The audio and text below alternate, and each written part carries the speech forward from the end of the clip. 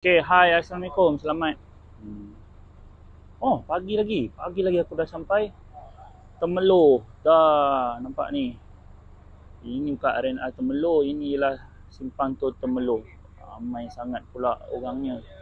Okay, nak buat video pun panas. So, jadinya duduk ni. Nampak tak sana tu?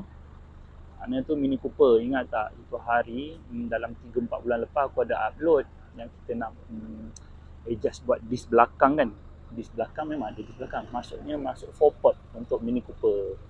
Nampak ni. Tada. Okay, tu depan. Depan ni biasa je. Kau tengok kat mana-mana pun ada depan ni kan. China-China punya orang pun boleh bikin depan ni. Dah, belakang ni. Haha. Tengok elok-elok. Macam mana? Handsome mak. Ni belakang Belakang. Caliper 4-port. Okay, AP Pro 5000R dengan handbrake.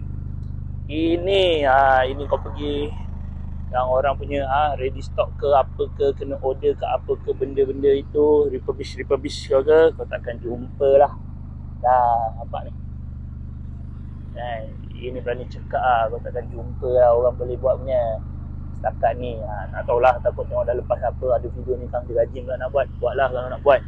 Kau dah tahu hidup susah tak susah. Okay, itu review dulu. Nanti lepas ni nak raya apa semua ke, kita nak kena berehat, tak dibawa keluar.